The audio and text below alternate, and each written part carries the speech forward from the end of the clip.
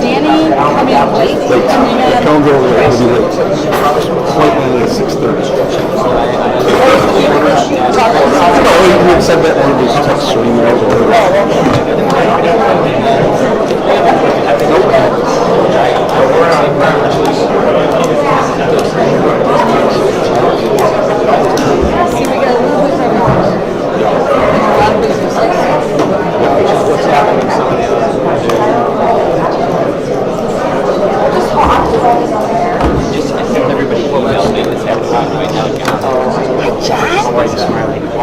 Welcome back. Just to let you know, we Cheryl served letter, and we also served a letter from both. From Cheryl Jordan, the housing violations in her shop, and then Loy Lee sent a letter regarding they have to remove it. I'm going to go out there to do a doctor talk. He hasn't responded. The homeowner has not responded. Because I think Okay.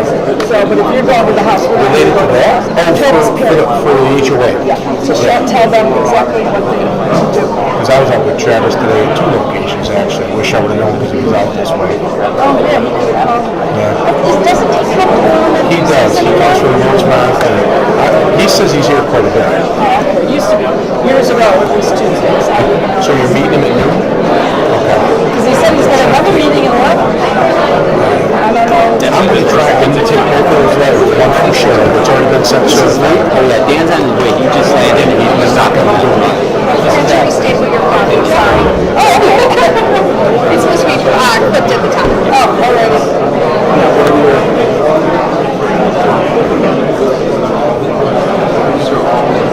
I sent this late because I got another opinion from your opinion regarding the signage.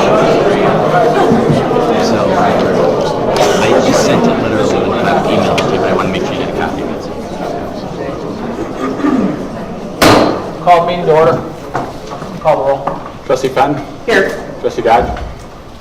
Trustee Guerra? Here. Trustee Ruzick? Here. Trustee Calandrello? Trustee Carroll? Here. Mayor Peacock? Here.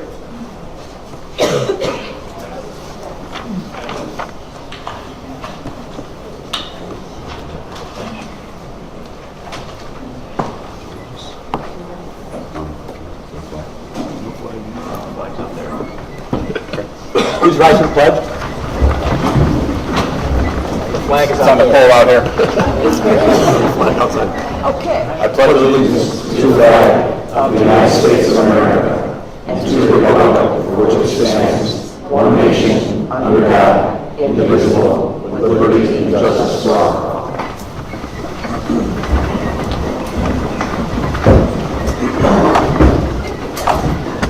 So we called this special meeting tonight to discuss video gaming, and where we're going to start is with some facts put together by our staff, and then also Chief McCarthy, and then we'll turn it over to citizen commentary. Good evening. Just on the back screens are the PowerPoint, and obviously for everyone else there. So just give just a little bit of background.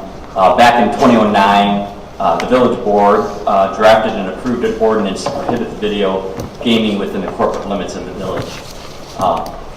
The board is currently reviewing the current video gaming ordinance and the impact it has on Orland Park residents and, Orland Park restaurants, potentially losing businesses to communities that allow video gaming.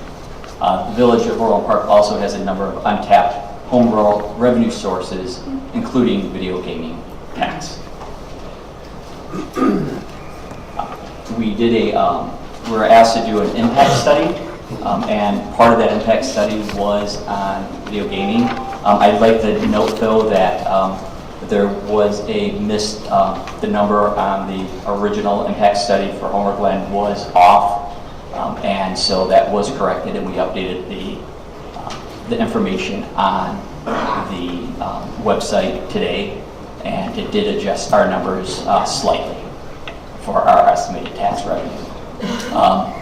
Again, this was conducted by a third-party consultant, Frau Horath, LLP, They analyzed video gaming revenue data of 6 municipalities with comparable median income.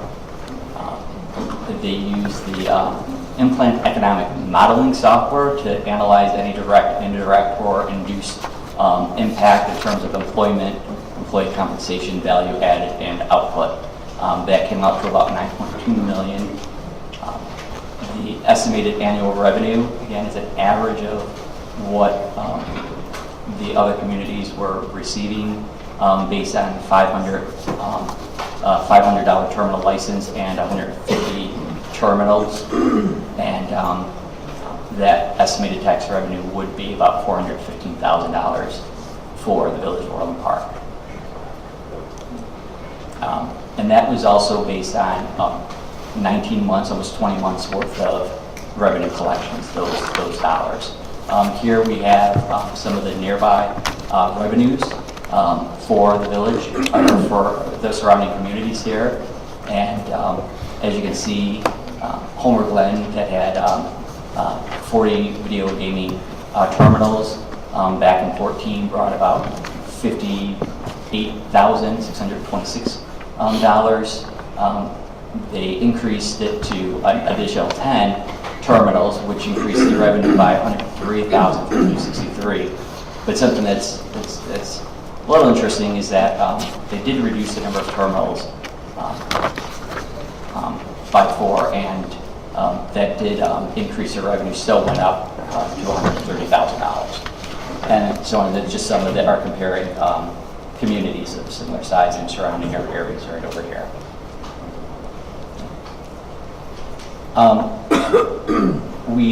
The mayor's office did a survey, and Jennifer, the assistant liquor commissioner, can come up and speak a little bit more in depth about this on some of the questions that she asked as well.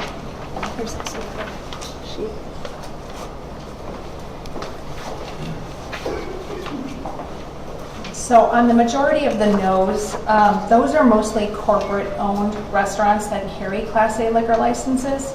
On most of the yeses, those are individual-owned restaurants that carry Class A liquor licenses. The undecided are, for example, Hooters. They're corporate-owned. They do have restaurants in other towns that have video gaming, so they're not really sure exactly what their corporation would allow them to do. A couple of the responses that I got from one restaurant that was an absolute no, that is independently owned, is that if this ordinance is passed, that they would leave Orland Park and they would go to Indiana. So that was one comment that I got. Another comment was that there was quite a few of the independent restaurants that really want this to pass that have video gaming in other townships. The video gaming in the other townships is what's carrying their location in Orland Park. If they did not have that video gaming in other towns, they probably would have to close their locations here in Orland Park. That's about it. Those are really the comments that I got. And then just the last slide we have here, and of course the ordinance on the website right now is just a pure draft ordinance subject to change, and we did note that on there.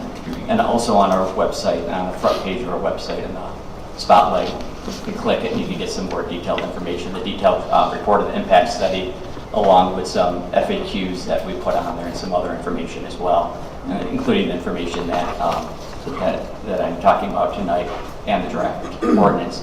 But some of the restrictions that was requested by the board to include would be limiting to establishments that only have the Class A liquor license holders, which means that they have to have a full-service restaurant that has kitchens and full food menus. Limitation in the type of signage, establishing physical barriers for gaming areas inside the establishments, limiting the noise and lights from the gaming machines. There would be a village warning sticker on all entrances that announce that video gaming is on the premise. And then waiting periods for new businesses, so they wouldn't automatically get the gaming license. And requiring alarms and video surveillance of the areas that have the gaming as well. And those are pretty much summarizes the findings of facts that were tested. Chief McCarthy? And Chief McCarthy has just a few statements. We asked him to contact local towns, nearby towns that have gaming, just to get their perspective. With your permission, I'll turn this way to address the crowd. Microphone? I think everyone can probably hear me. Yes? No? Yes. I checked with some of our nearby towns and some of those most comparable to us, Tinley Park and Oak Lawn in particular, as well as towns in Will County. The police there reported no incidents related to video gambling occurring on their premises. In fairness, however, when we spoke to the religious community, I don't know what happens in someone's home afterwards, by the way, unless there's a call for service. But those towns tell me they have had no calls for service related to video gambling, either in their establishment or in the home. If I might add about the ordinance, there is a draft ordinance, and I intend to put provisions in there with the approval of the board, which will heavily monitor the video gambling, to include monitoring by the police department, as we do for alcohol and tobacco, to make sure people are 21 years of age or over, and that incidents that occur in a bar could be held against their ability to have video gaming. In other words, if a place turns out to be a place that has brawls and so forth, a number of incidents per year, they could jeopardize their gaming license. So those are a couple of the items I would like to see in the ordinance with the permission of the board. Thank you. Thank you very much, Chief.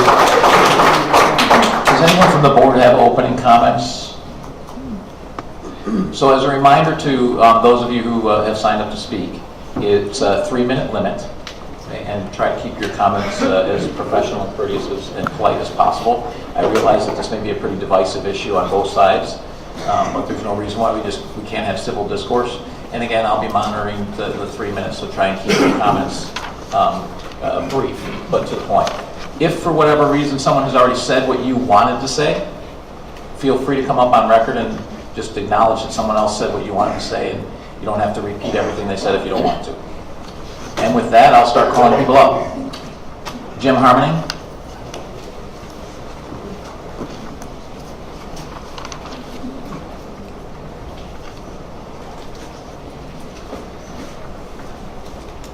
It's hell getting old.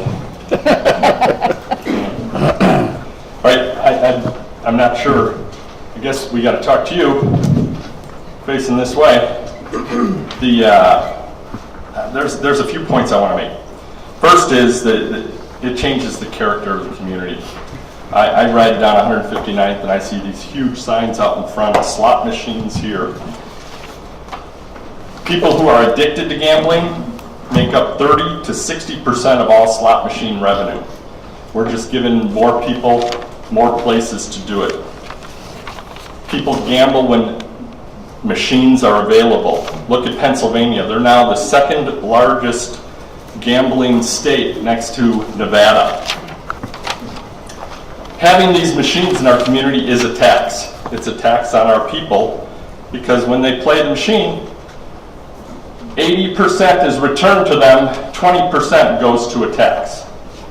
We just, gave up a penny an ounce sales tax on sweet beverages.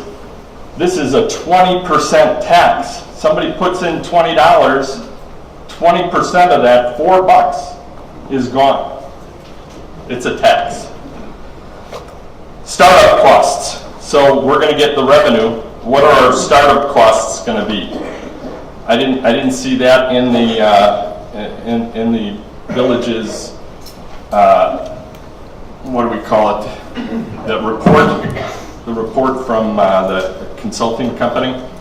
What are the social costs? I didn't see social costs. I've seen estimates ranging from $8,000 to $15,000 per gambler in social costs.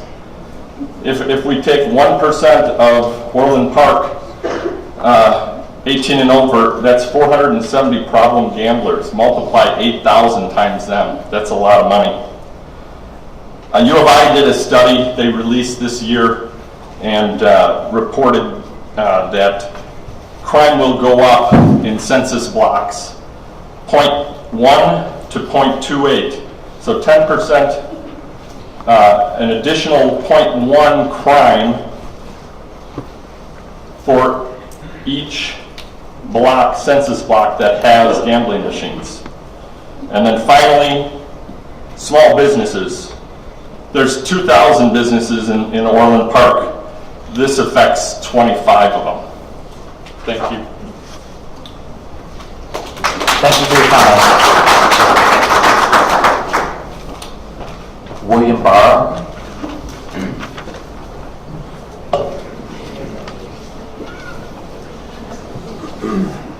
Hi, I don't know much about gambling because I don't do much of it, but all the numbers show that the other villages that offer it are making money on this. Now, okay, you're going to say the crime goes up. Our commissioner of police just said it's really not that bad at the other places that have the video gambling.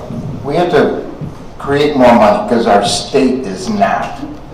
So just by doing it and joining the rest of the municipalities that have it, I mean, what the heck? I see no harm in now. You know, the gamblers that are going to have problems with it, they'll go somewhere else. It doesn't matter if it's Orland Park, Oak Forest, Oak Lawn. They'll find a place to gamble. I don't think it's a no-brainer to have this. I've seen in other places, just, you know, people in their 60s and 70s go out for dinner, and they go and drop $20, play a little video. This is their entertainment. They have a nice dinner, they have a couple drinks, they play some video games. They drop $20, $30, maybe. Maybe they win, maybe they don't, but they're enjoying themselves. These are the elderly that I see going into these, not the young people. Young people want to just go ahead and gamble. They're going to do it wherever they want, whenever they can. And hey, it's a moneymaker. It's a no-brainer. I don't see other municipalities would have to be, you know, people complaining. This has got to stop. I don't hear it. I don't read it in the papers. It's a quiet thing that goes on, and it brings in revenue. Thank you.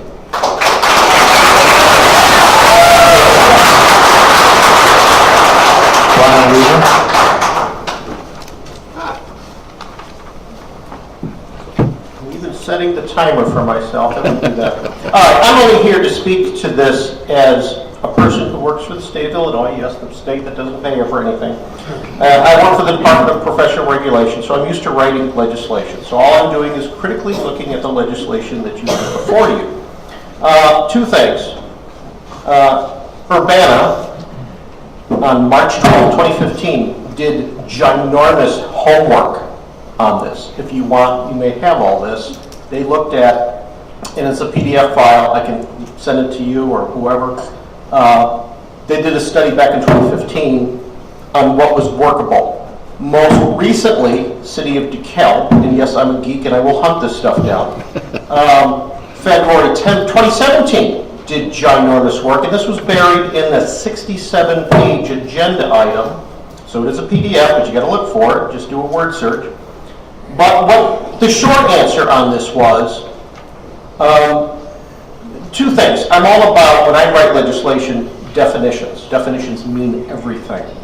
So you want to get clear a thing called principal use and accessory or subordinate use. So do you want a video gaming cafe that just does this and hands you a bag of Doritos and a Pepsi for $15? Or do you want to have a restaurant that sets a room like Rocco's in the back, and they could actually set up video things with a 21-year-old to monitor it and surveillance and all that kind of stuff? The other thing was, how much space do these things take? On average, 120 to 150 square feet for a 5-unit, because that's the max you can get as a 5-unit machine. IGS, which is one of the companies that will help bars and restaurants deal with the legislation and regulation. They anticipate $116,235 per year revenue. I'm guessing that's for the 5 machines, but they didn't specify. So what DeKalb did, and some of these other communities did, is set up minimum separations. You don't want a string of little cafes, one by the other. So they set up and they decided that 500-foot minimum separation between accessory or subordinate uses was most useful. And of course with parking and whatnot. And then you draw a ring around that property and you make sure that another one can't open up down the block. However, if you have a accessory use, which would be a restaurant, doesn't say that a restaurant can't be sitting next to a restaurant and both of them have the internet thing going on or the video gaming going on. That's fine. It's just the principal use. So a lot of these communities, and I'm almost wrapping up, a lot of these communities set a maximum of how much money would count towards that principal use. They were usually about 40% of the revenue coming in. 60% would be the bar, the restaurant, the tavern, whatever that is. That way you can cap and make sure this doesn't become a video gaming thing. Okay, I'm done.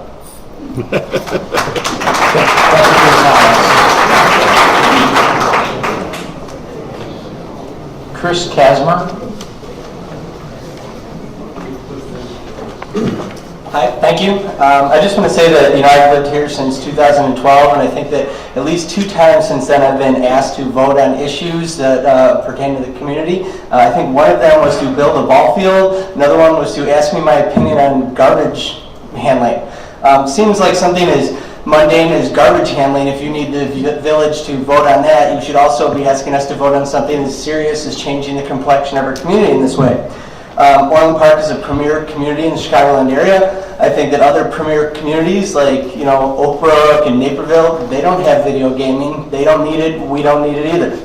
I'm suspect of some of the increased revenue versus the increased cost of monitoring the video gaming, like the commissioner pointed out, or police chief pointed out. We have additional police monitoring these things. Are we actually just wasting the amount of money that we're earning?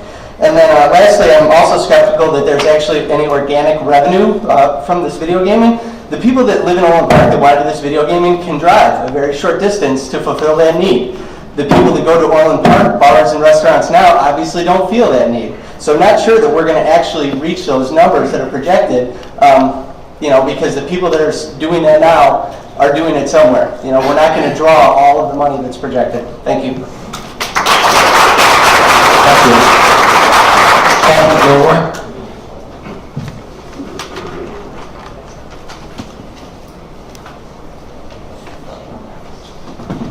Good evening. I speak as a member of the public about gambling, not gaming. I've spent 22 years studying, advising, and working with government leaders, nonprofit groups, and individuals who want to know what harm comes from gambling. No one has paid me to be here, nor do I profit in any way from opposing the expansion of gambling. The Video Gaming Act gave each Illinois municipality the opportunity to keep the area within their borders free of legal slot machines. At that time, Orland Park wisely chose to continue to ban one-armed bandits within its borders. It's been 8 years since that decision. What has changed to bring this issue before this board again? The public never demands more gambling. The non-addicted public does not want legal gambling devices near their homes. They loathe the prospect of it. Only those who would benefit financially from the losses of their friends and neighbors demand an expansion of gambling. This board has no duty to level the playing field for bars and restaurants. This board does have a duty to the welfare of residents, not just liquor license holders desiring to make a huge profit from the often devastating losses of their customers' money in slot machines. The proximity of slot machines to homes increases the number of gamblers who will become addicted. It's called convenience gambling for that very reason. Gambling is no less addictive now than it was in 2009. It's more addictive. Slot machines are designed to maximize time on device. According to the book Addiction by Design, I recommend it. Until what the industry calls player extinction, meaning that gamblers' funds are completely gone. What do addicted gamblers do then? Some beat up their spouses or abuse their children. Which Orland Park families are you willing to inflict that harm on? Some addicted gamblers embezzle from their employers or other innocents, like little leagues and schools. Which Orland Park businesses or nonprofit organizations are you willing to allow to go bankrupt from a gambling-addicted employee or volunteer? Some addicted gamblers rob banks or other businesses. Which Orland Park banks or businesses are you willing to allow to be burglarized? Some addicted gamblers commit suicide. Which Orland Park lives are you willing to sacrifice? These crimes do not show up in police reports about crime in or near gambling joints. Yet, according to the California Council on Problem Gambling, over 60% of addicted gamblers commit crimes to support their habit. Anyone who thinks that there's no harm associated with bringing gambling into a town has not studied the issue at all. To generate the estimated $400,000 per year in revenue from gambling, Orland Park gamblers would need to lose $8 million per year. That $8 million per year in gamblers' losses comes at the expense of local grocery stores, gas stations, furniture stores, thrift stores, even church collection baskets. Time is up. Thank you.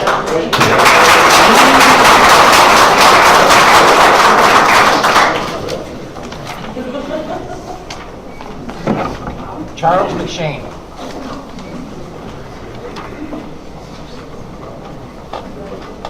Hello. First, I'd just like to thank everybody for having this. It's a divisive topic, and it's important to listen to the voters of this township. So first, I'd just like to come out and say that I'm against gambling in Orland Park. I've lived here since 1986, despite looking pretty young. And I don't believe that Orland needs this type of revenue source. It's not a big revenue source, and it brings a lot of strife with it. But honestly, one of my biggest problems with this is, and I know this is draft legislation, but this legislation essentially reestablishes the mayor as a de facto gambling commissioner. It allows him to do everything from present the licenses, remove the licenses. He also revokes and allows revoked licenses to be renewed. The chief of police is responsible to speak with him about punishment that takes place for any infractions that may happen. So, I mean, this is not the way the Orland Park Board is ran. The Orland Park Board is ran by 7 people who are equal across the board. And so, especially, and Mayor Peacock, I mean this with all respect, you've taken political donations from one of the major machine vendors that are looking to set up shop in Orland Park. I don't think this is the way Orland Park should be run. I don't think it's the way the board should be run, and I'd just like to voice that as my opinion. Thank you.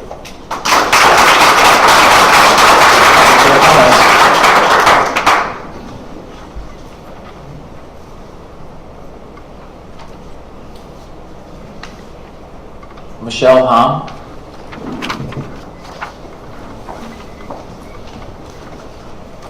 It's been said that Orland Park is going to limit the signage for video gambling.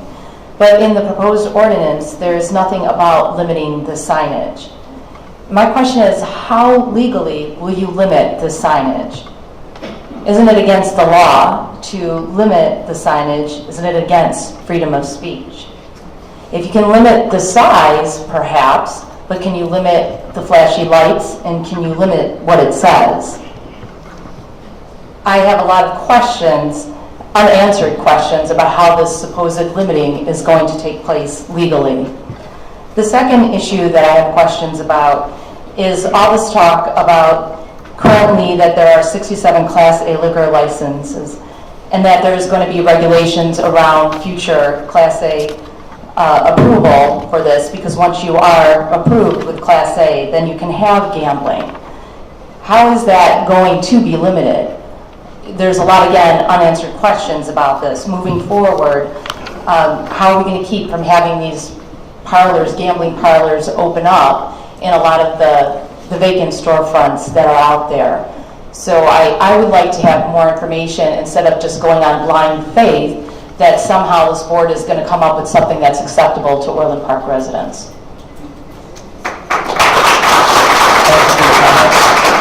Joe Mulvey.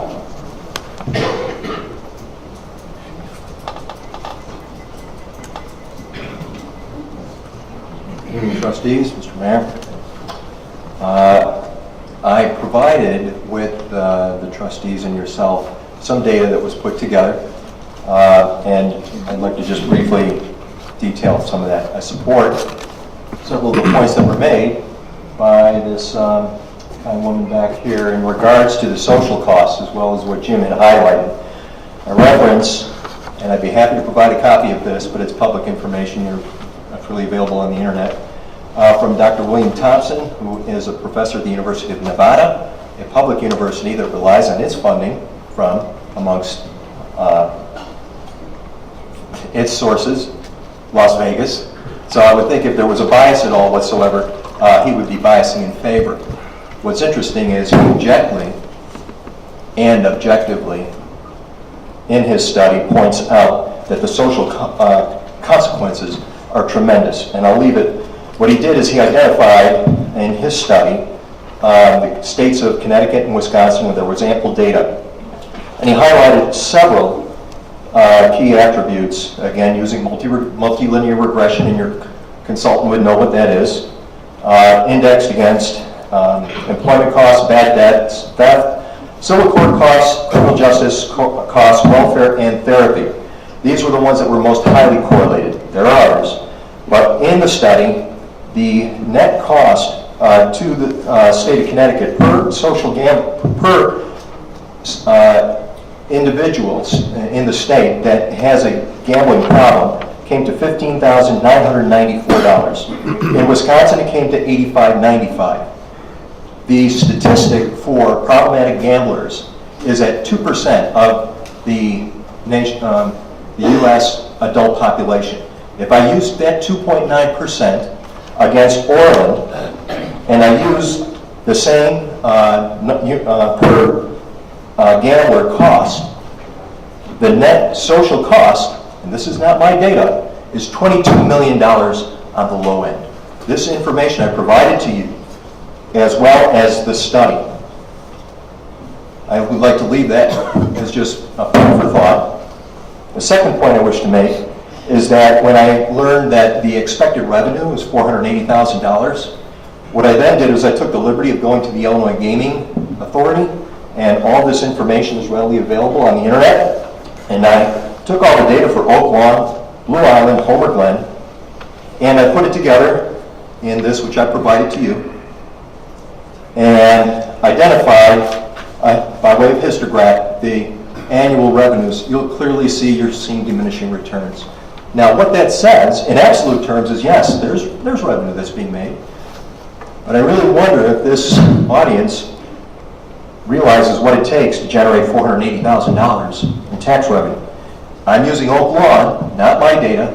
In 2015, with $452,000 as the town's portion, they had to generate total sales of $111 million. That's public information. Now, why is that relevant? Because at $111 million of total sales generated, consider that $1,000 per square foot for our Orland Mall, it is at 1.2 million square feet all in.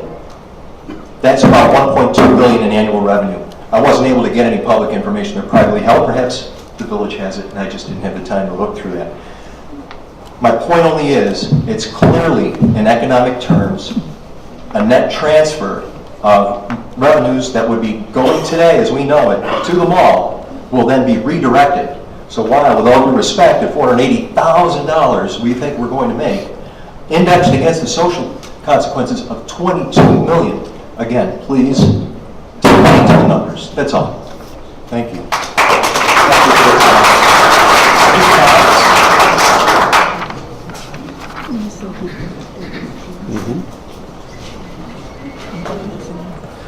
More numbers, sorry. Before I start, can I get slide 4 up there, please, just for reference sake? Yeah, slide 4 of the study, the impact study. Keep going. Keep going. That one. No, the actual impact study that was. The actual impact study? We don't have it up there. Okay. Okay. I'm speaking just because I have a problem with that report. And the problem I have with that report is they did an analysis of 6 townships that were chosen by the village: Aurora, Tinley Park, Homer, Glen, Crystal Lake, Oak Lawn, and New Lenox. And they gave the population, the number of terminals, and they gave revenues. And then they did an analysis, and they gave an annual revenue for Orland Park. However, when they did the analysis for the 6 other communities, they did it on a 20-month basis. That's not comparing apples to apples. You can't compare a revenue for a neighboring village for 20 months and say that it's going to be comparable for Orland Park for 12. Okay? So I broke it down for a monthly basis for you. Tinley Park is the most comparable to Orland, virtually the same population. They had 136 terminals. We're proposing 150 as far as the study goes. To break that down on a per month basis, Tinley Park is generating $161.87 per month per terminal. Okay, and that's after that's 5% of that's what the revenues are for the village. In order for Orland Park to do that on a 20-month basis, they would have to generate $230.63 per terminal. Now, that doesn't seem like much, but if you extrapolate that out, that's 5%. So 5% would mean for a gross revenue on a per terminal basis each month, they would have to get the terminals would have to generate $1,375 more than Tinley Park. On an annual basis, in order to reach the numbers that are in that survey, the Village of Orland Park and the terminals would have to generate $16,520.40 per terminal per year. Don't know if that's going to happen. Thank you.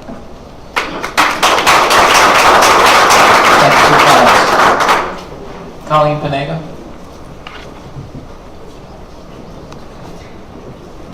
Hello. I did not meet one person that wanted video gambling when I went around my neighborhood, and I stopped after about 3 days. I do not want video gambling in Orland Park. Once we accept the video gaming, we can never go back. I feel we should put it on the ballot, and if our community wants it, I'm fine with that. I did not meet anyone who wanted it. I've lived in Orland for 30 years. I'm so proud that we don't have video gambling or gaming in Orland, and I thought that even before this came up. I go to restaurants probably 3 to 4 times a week throughout the south suburbs. We love to go out to dinner, my husband and I. And whenever I walk into a restaurant that has video gaming, and this is before this even came up, I thought it was tacky, and I'm not gonna lie.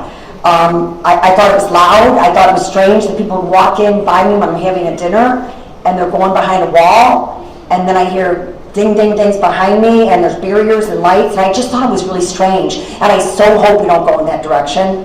I don't think we need the money that badly in Orland Park. I support local businesses. I love Mackey's, Patty B's, Fatty's. I go to them all the time, and I'm so much willing to pay that extra $1 for the burger and the beer than them to have video gaming. I don't think it's good for our community, and I really think that character is more important than money.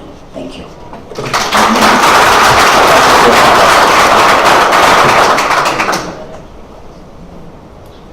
Mary Clark.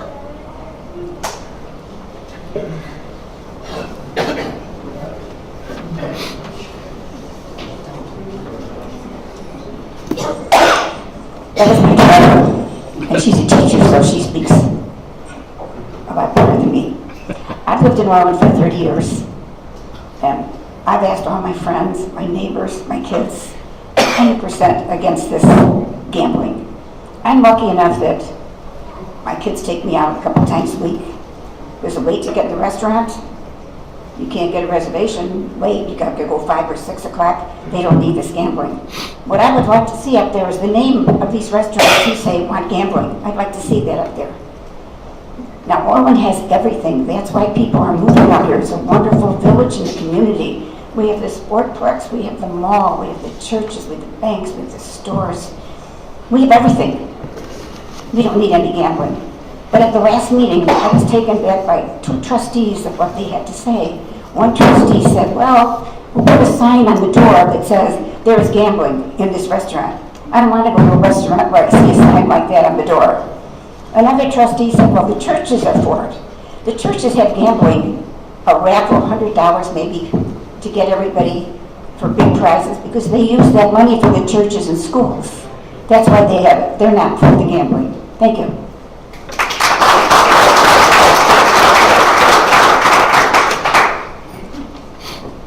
Thank you. Michael Halloran?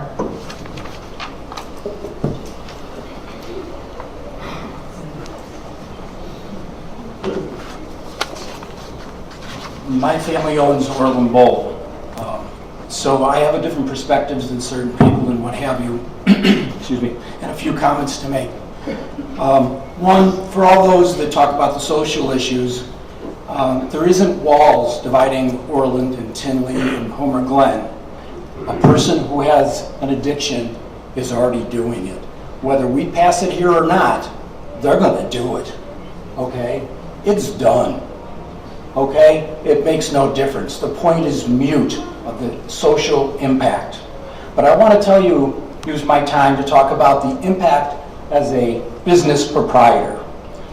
I have 3 competitors in my business, as several of the other places who are in the pizza business or whatever have competitors outside the village limits. I feel I have the right to compete in my industry to the best of my ability. Right now, I cannot do that. I lack that revenue stream that they have. It's not about a social issue for me. It's about my family needing to compete in my industry. And they have an opportunity. They can put the money in their pocket. They can cut their cost. They can market. They can upgrade their facility. My ability to do these things is limited. And I say to each of you, why is my business worth less in Orland Park than it is in Tinley? Take note, I'm on the border. Apple Chevrolet is Tinley. Move that line 300 feet and I have a revenue stream. I have a revenue stream that's larger than it is right now. And if anyone would like to buy a business and you have a business making X and X plus Y, you're going to pay more for X plus Y. So I don't know why I should be punished being in Orland Park. The cat's out of the bag, ladies and gentlemen. It's like prohibition in the 20s. With the best of intentions, for some people, socially, it didn't work. Okay? People are voting with their pocketbook. If you take, I did a little homework here before coming this evening. 4 towns around us: Oak Forest, Tinley, Mokina, Homer Glen. This year, first 10 months, they have put $66 million out of their pocket. They're telling you they want it. Okay? They want it, $66 million worth. A few people here, there, everywhere, against it. I get it. It'll never be unanimous. But the people are voting with their pocketbook. The most important vote is their money. They'll tell you that. Thank you for your time.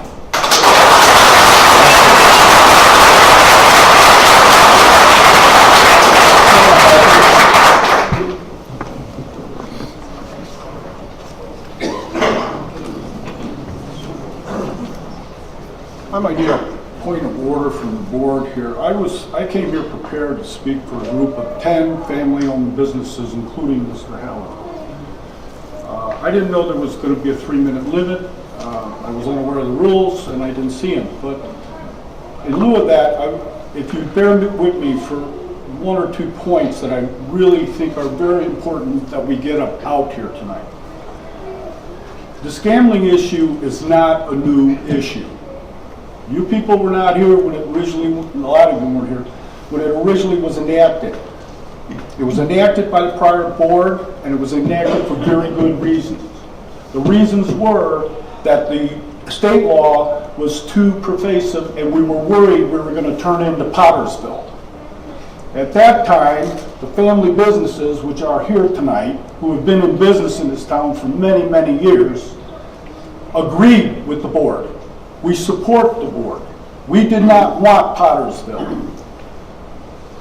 At that time, Mayor McLaughlin was aware of this, and that he instituted the Irish Trolley to help us family businesses at least make up something, because he was very well aware of the problems here.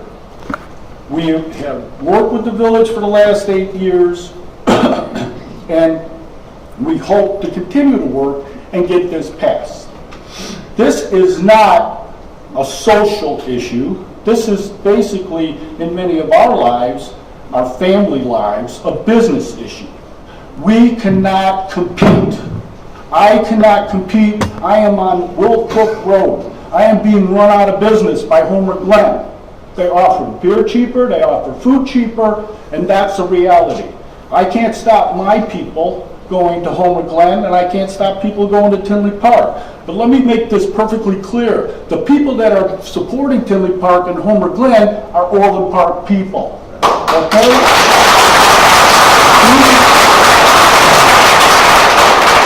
We did the research on that, and there's statistics everywhere. I heard some statistics from California. I have statistics from Oregon. I'm not going to go through that. What I am going to tell the board is that we support what's going on with the draft, and we are willing to limit and restrict ourselves however we have to do it to accomplish this, but to create a level playing field.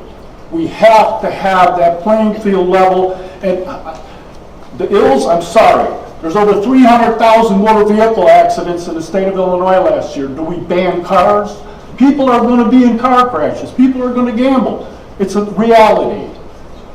Finally, being certain things were covered here, and you know, one thing that on social media there was a site, somebody cited something about the integrity and the character of this town. I've lived here 47 years, probably more than everyone but the mayor. I was here when we fought like cat and dog over we're going to have the mall, 1972. We don't need no mall. Well, 40 years later, here we are. I was here in 1983 when we said, we don't want home rule. We're not giving the board the opportunity to make decisions for us. Well, ladies, this is what's going on here. You people don't trust these people. You couldn't be more wrong. They have gone to great extremes to put together a package we all could live with. So let's deal with it. These are elected officials. Let them do their job. Finally. Time is up.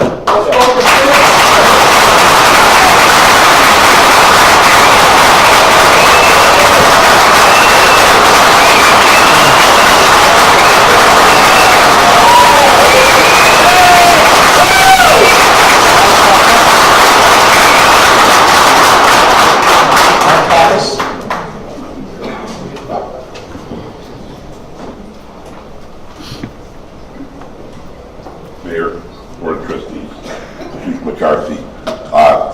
My name is Mike Pappas, and I've been a 33-year resident of Orland Park, raised my family here. I'm going to try to cut my speech down because I have a lot of the same points that Tim went over. But one of the things, I want to recap the difficulties that our business has had. And it started with the smoking ban, and I'm not sure what year that was. But our village board at that time made a brave decision. They made a decision along with the board. The thing that gets forgotten in our memory is that they went along with Tinley Park and Oak Forest to create a little packet and try not and have our bars go non-smoking. We knew it was going to hurt our businesses, but Orland Park stuck to their guns. Tinley Park and Oak Forest backed down. our businesses took a hit. A lot of businesses went out of, we had bars that went out of business, such as the old owners from Coach's Corner. Some stayed the course, but every bar, every restaurant suffered. That vocal minority that was present, that promised that they said, Trustee Garrett, Trustee Fenton, I know you were on the board at that time, this vocal minority said they were going to empty their pocketbooks and come to our businesses, our smoke-free businesses. That didn't happen then, and that's not going to happen now. We are not going to gain business from the people that are going to come to our businesses. We've had run without video gaming for 5 years, and these people that are against gaming are not supporting our business now, and they're not going to support our businesses in the future when we don't have gaming. I just wanted to also note that it's ironic that today this issue comes forward. It's Cyber Monday. Orland Park has benefited greatly over the years from huge sales tax revenues due to retail sales. But brick and mortar sales are losing every day to online sales. I'm sure a lot of residents of Orland Park today went online and bought things. I'm not going to ask the board whether they did or not.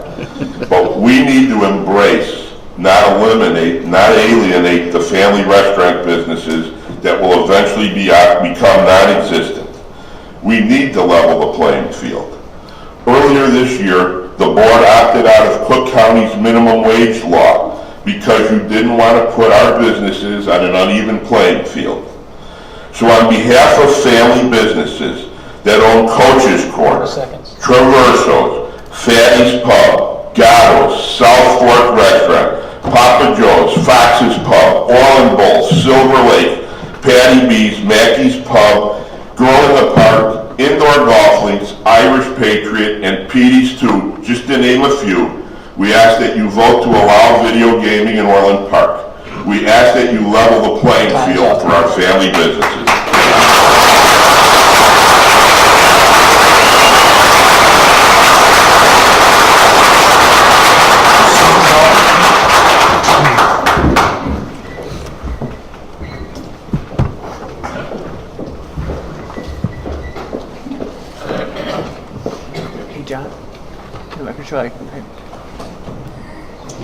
Trustees, Mayor, I appreciate that you have this forum for us. That's the one thing about Orland Park.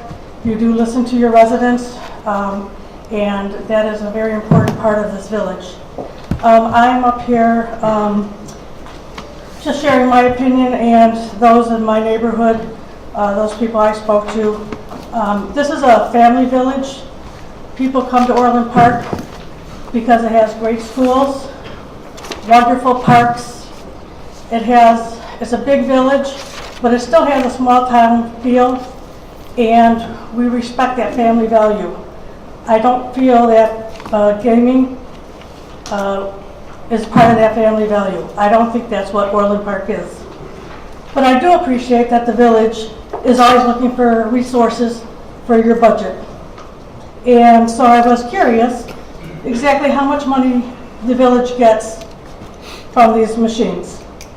And I went to the Illinois Gaming Board online, and out of $1, 30% goes to the state.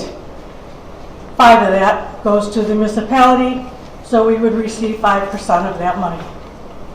35% of that money goes to the gaming operators, and the other 35% goes to the establishment that has those machines. The village is getting 5%. The state is not even getting a third. I don't like this.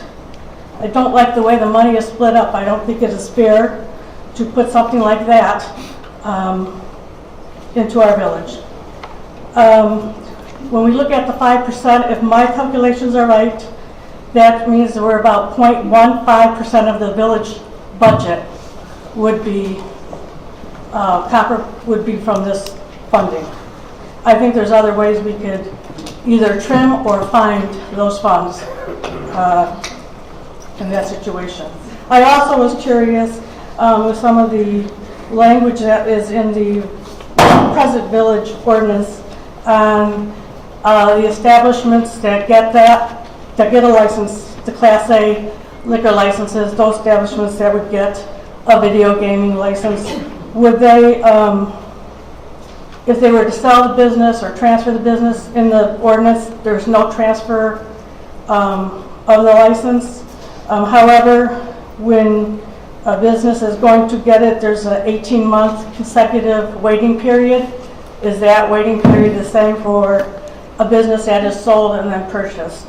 The language that is in your bylaws, your policies, there seems like there's a little confusing language there when it states that conducting business on the premise for at least 6 months if they were to purchase an already established business. So I would like to know if that's going to be cleared up too. Also, I just want to say I do feel very, we are all role models to the children in this village. I do sit on a school board, so I'm just saying that because I feel very, 30 seconds. I feel very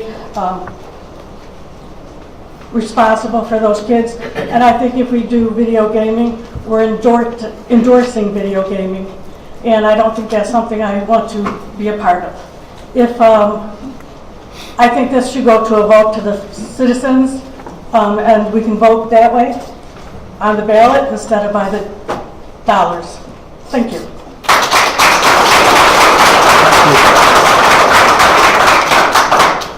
Brian Sword. Hi, everybody. Hi, Mr. Mayor. Never met you before. Pleasure to meet you. You know, I'm the character. So I'm going to kind of face this way. Not that I want to face you, Chief. Chief had the best one right away. No crime in any towns. He checked it out. The most honest man you could ever meet in the whole country of here. I'm not going to lie. It says what it is. Mr. Pappas said I don't know. But I want to say to the people here, like you, sir, do you support local restaurants here? Where do you go? Mo's Chinese Kitchen, Coach's Corners, Over the Coast. Okay, good. So how many people really go to the, what do you call it, Bonefish and all them, corporate restaurants? How many people go to corporate? Do you know corporate restaurants take their money out of Orland Park? I've been an Orland Park restaurant, I own a restaurant in 94 West. I'm an Orland Park resident for over 30 years. The reason why I want it, because of my taxes. It's not that the city needs the money, or the state needs the money. What about Pappas and Papa Joe's? We're getting our butts kicked here because of our tax bills. Nobody's helping us with our tax bill. Everybody here can agree. Does everybody hate their tax bill here? Yeah. Everybody. Yeah. Even the pros, right? If you love it, I guess a lot of people like paying 12, 15 grand for taxes for their houses. I pay 90 grand for a little lot. I hate to see what he pays. I have no idea what he pays. 90 grand for a little lot I pay? This is not about us getting rich or the village getting money. It's about us local businesses trying to survive here. Now, I'm sure a lot of people might come in my restaurant. A lot of people probably never been in there. But I see the people that come in my restaurant, sure ain't no local people, 773 numbers, 312 numbers. That's what I see come in my restaurant, and I appreciate it. So if Orland Park's denying this, why doesn't Orland Park help the local businesses so we don't have to get gambling? That's what Orland Park folks don't do here. They don't support local people. Hey, I'll go buy a car in Orland Park, Tilly Park, big time. So I'm one of your biggest supporters. I spend my money in Orland. I live in Orland. So my whole point is, it's the taxes on my part. And I don't even know him or know a few guys. I gotta agree. This is about paying our property taxes. If we had $20,000 property taxes, we probably wouldn't care. But it's not fair you can go to Hastings, go right into Orland Hills and spend all your money. It's just not fair. This is my opinion. But the chief's got it right. There is no crime. He said there's zero. Gotta believe this guy, right?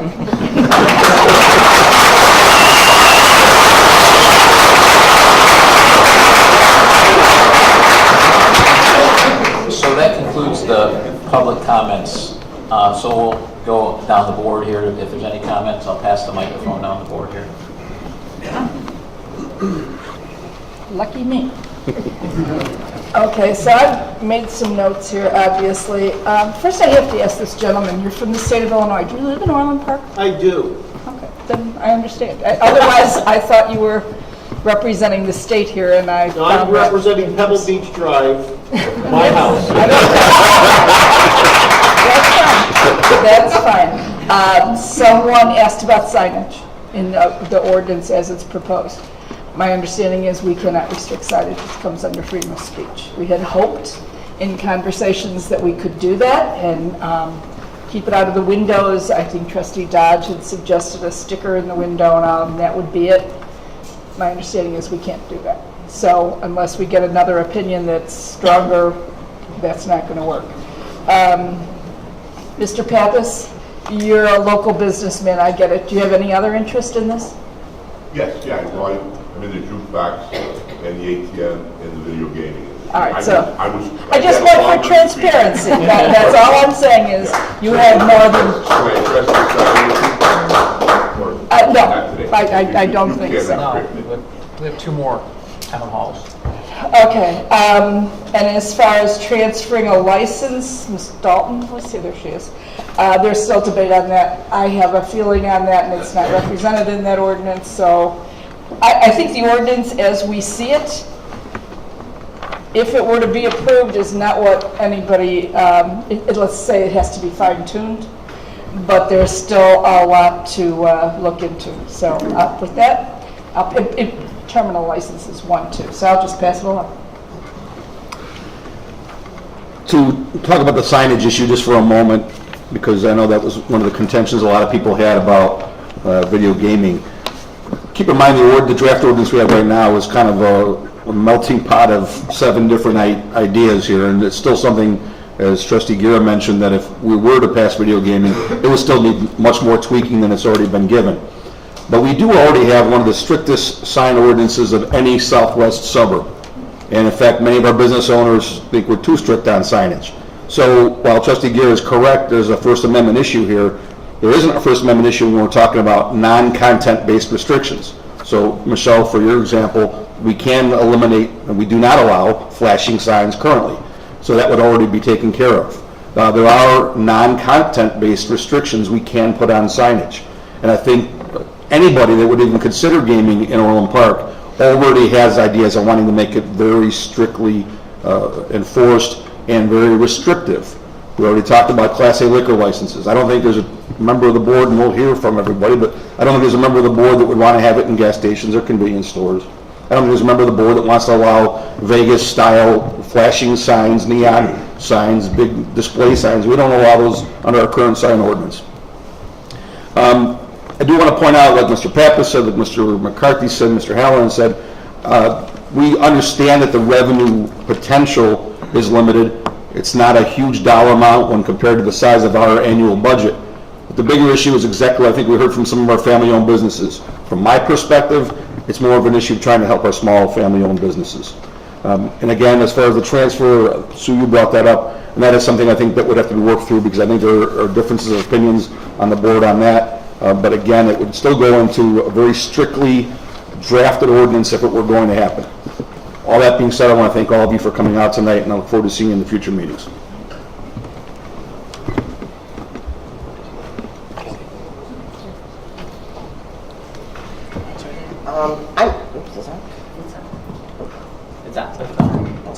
Oh, sorry. After listening to everyone, I thank you everyone for coming this evening. I am very good friends with many of our, as I call them, mom and pop businesses in town.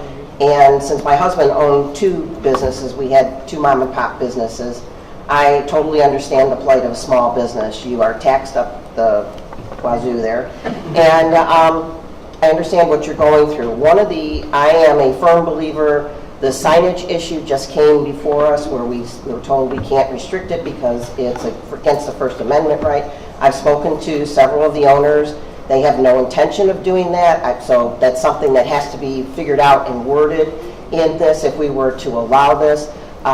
It came up this evening about allowing cafes. There's no way this board would ever allow any standalone cafes or any businesses like that, and that is one of the restrictions that's going to be in this ordinance if it were to pass.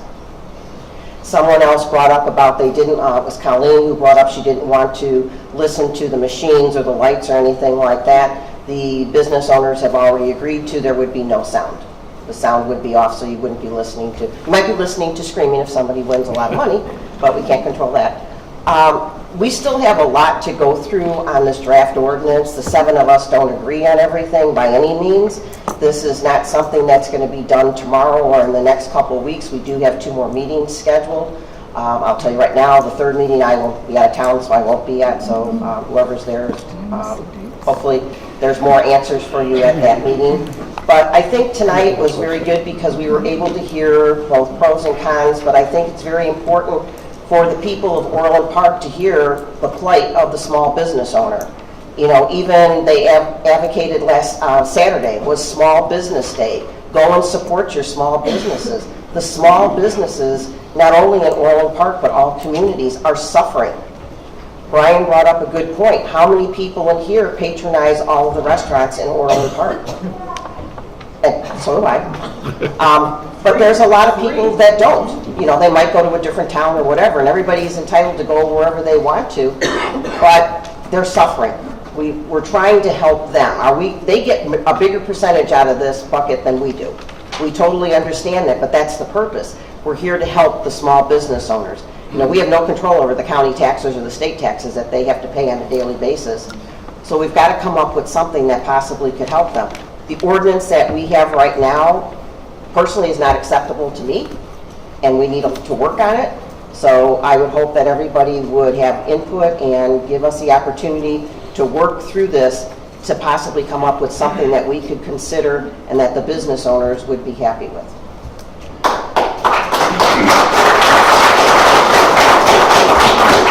First of all, I do apologize for being late. I just got off the flight from Thanksgiving from the East Coast. But I guess my 2 cents is, first of all, I want to thank everyone for coming. And we're just starting the process of a transparent discussion of what we're going to do with video gaming if we so want to happen. At the end of the day, as a village, we do our best to keep our costs low. As 7 cents per dollar of your property taxes go to you, as we haven't raised the levy in 7 years. So we do a lot with our money, and we just want to see maybe if this is a revenue that we can use. I know it's not a lot, but say $400,000 is a lot of, say, recreation programs that we had to cut this year in the budget, or some that we had to cut this year. So while it's a small piece, I'm looking forward to the conversation, particularly how we could have a very limited ordinance, if we do allow it, to help our small business owners. I see a lot of them. I think I only go to Orland Park businesses to go, and all the small owners actually for dinner. And my wife yells at me sometimes, but I go. I see Papa Joe's. I don't name them all. But anyway, I think it's a good first start. We have a long way to go, and see where it goes. Thanks. First of all, I just want to reiterate everyone else's comments about thanking you all for coming out tonight. You know, when we made the decision a couple of weeks, months ago to review this, we decided to do it with a set of fresh eyes, since 5 of us were not on the board years ago when it was determined to opt out. And things have changed. Municipalities around us have embraced this, and it has provided income to them. But I think one thing was clear amongst all of us on the board is we wanted to do it in the most restrictive way that we could, so that, you know, we didn't have a Vegas look to our town, because I think that's the issue that everyone had with if we were to accept this. The concerns that I'm having now is, you know, as we're dealing with legal opinions on this, and we're still getting legal opinions on it. So for me, if these restrictions cannot be enforced, I think that would be a problem, and I think it would be a problem for some of the other members of the board too. So I'm glad we did this while we're still debating it, because I think, you know, some of you came up with some great ideas. I'm pointing to you. Thank you for the memos too. And I promise you we're going to take all these into account. Thank you. Thank you all for coming tonight, and thank the board for their comments. I know it was brought up that, you know, potentially I was behind pushing this because I'm the new guy here. In reality, I was not. But it's responsibility for all of us when anyone brings something forward to go out to the public like we should. And one of my first comments was we need to go speak to the clergy, which the board agreed. And a couple of us did, and Chief McCarthy was there as well. And we had 13 clergy members that got their input. Before we even drafted, had this draft of the ordinance, we talked to them. we also all agreed that we needed to have town halls. I personally have called the special meetings for 3 of them. So there'll be 2 more, so that people have an ample opportunity to be heard, because that's really important, especially with an issue that's this divisive. Going back to the whole history of this, something I said to the clergy, hey, in my opinion, the state should have never approved gambling to begin with. I think it was I think on a statewide level, it creates way more problems for the state than it ever generates, and it was a big money grab. However, we are now in a situation where it's everywhere, and we're surrounded by it. So we have to address that situation, not the perfect situation of we're voting on it going into the whole state. And I think that's what we're doing right now. We're looking at it in depth like we should. Somebody mentioned something about the liquor commissioner and underage things. We do that now, or the gaming commissioner and going in underage. I think Chief mentioned that. We do that now with the liquor commission as well. So we do that a couple times a year to make sure that there's no underage serving. So that's not something new. And some of the restrictions, just so you understand, the ordinance is still definitely a work in progress, but some of the restrictions that are currently in place in the ordinance that I think the board universally agrees on is that we don't want gambling parlors, which is why we have the long waiting period. We also are restricting it to Class A licenses, which are restaurants, which stops that from happening as well. The signage issue, as Trustee Carroll pointed out, we can't control signage. We may not be able to control the content. We did get more opinions today. I think those are opinions we have to flesh out, because I think the important thing for all of us, and I think on this particular issue, I think I do speak for everybody. We want to ensure that whatever we put in there is enforceable, so there aren't any loopholes. So we want to ensure that. So I think the board as a whole that's how we feel about it. So again, this is just the first of 3 town halls, so there's 2 more, December 11th and January 8th. Also held here at 7 o'clock. So I appreciate the time. I appreciate that everyone who took the time to speak. You definitely are heard, and the information that you bring to us, we definitely hear. So again, thank you very much, and with that, I'll take a motion to adjourn. So moved. Second.